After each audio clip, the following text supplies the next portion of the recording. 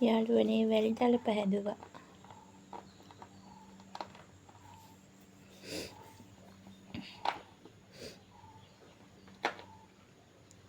ඉස්සෙල්ලම පිට්ටු හදා ගන්න ඕනේ. පිට්ටු හදලා ලුණු වතුර දාලා කලවම් කරලා ඒක තම්බන්න ඕන. තම්බලා පිට්ටුව හදලා පොඩි කරන්න. පොඩි කරලා හොඳට පොඩි කරන්න ඕන ගොල ගැටිය නැති වෙන්න.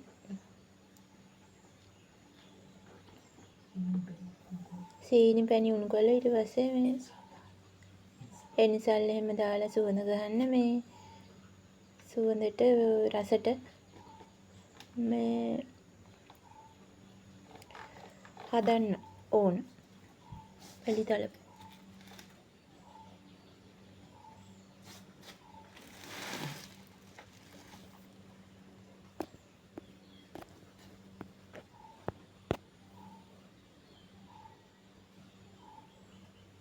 ඉතින් අපේ වැලි තලපා ඉස්සෙල්ලා මේකෙන් බුදුහාමුදුරන්ට කෑල්ලක් වෙන් කරගන්න ඔයාලුනේ.